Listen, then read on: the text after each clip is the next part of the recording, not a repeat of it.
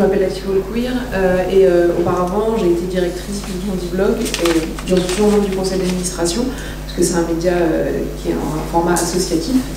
Et donc pour la petite histoire, le Bondi Blog a été créé en 2005 au moment des révoltes urbaines qui ont fait suite au décès de Ziad Benna et Bouna Traoré à Clichy-Montfermeil.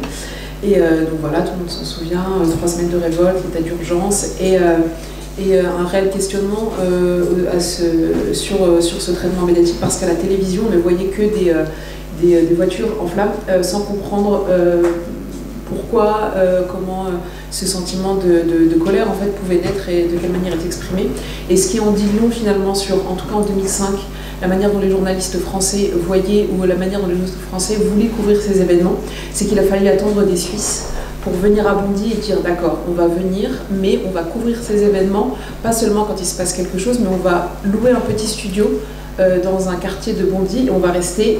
Voilà, les journalistes vont se succéder et les reporters vont se succéder pour raconter tout, en fait, pour raconter ce qui se passe le soir quand les voitures brûlent, mais pour raconter aussi ce qui se passe le matin, en fait, quand les travailleurs viennent et découvrent leur voiture calcinée, quand les gens vont à l'école, quand les enfants rentrent. Et cette idée-là, elle est venue de Suisse. Elle n'est pas venue de journalistes français parisiens qui, eux, venaient de quelques kilomètres seulement, mais seulement quand ça brûlait.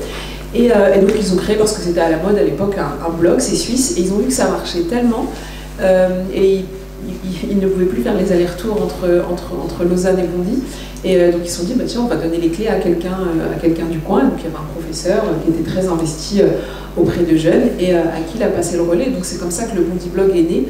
Et voilà, et c'est toujours important. Et je ne vais pas dire que ça m'amuse, mais c'est presque...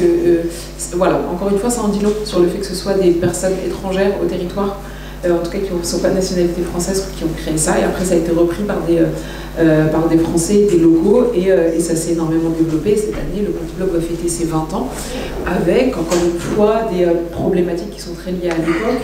Sur l'image des quartiers, évidemment, nous, notre positionnement au Bondi Blog, ça a été de dire, déjà, il faut plus de journalistes issus de ces quartiers-là dans les rédactions. C'est indéniable, c'est une question de représentativité, c'est primordial pour la société française d'avoir des journalistes qui ressemblent à la société de manière globale et de dire en fait on veut décrire les choses sans aucun angélisme mais sans aucun sensationnalisme aussi. Si ça ne va pas, on va dire que ça ne va pas et on ne va pas chercher à expliquer ça. Et l'important pour nous, c'est aussi de réussir à trouver un autre angle de vue. Je prends l'exemple du narcotrafic qui a été donné. Effectivement, c'est un problème. Mais je me souviens par exemple d'un journaliste qui avait fait un article en disant bah, moi, ce que je vais faire, c'est que je vais suivre un dealer qui fait ses livraisons Uber toute la nuit dans Paris.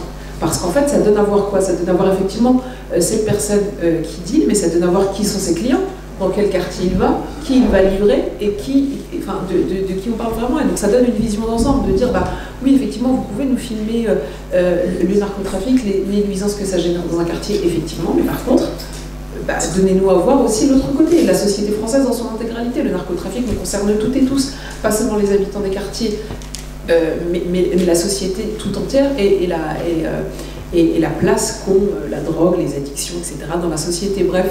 Mais voilà, c'était un peu cette ligne-là de se dire on veut raconter d'autres récits et former de nouvelles générations au métier de journaliste et rendre ce métier de journaliste accessible à toutes et à tous et ne pas considérer que c'est réservé finalement qu'à une élite.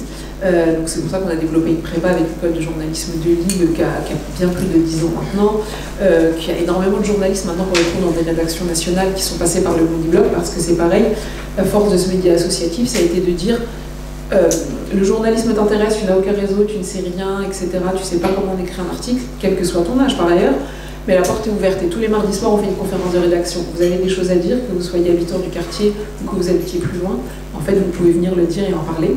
Et c'est ça aussi la force, c'est qu'il y a aujourd'hui peu d'espace.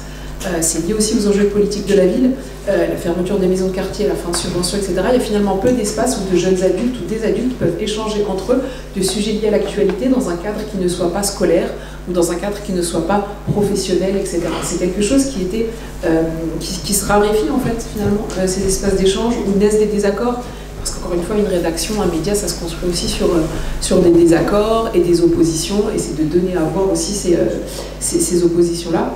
Donc voilà pour voilà, l'historique et le positionnement.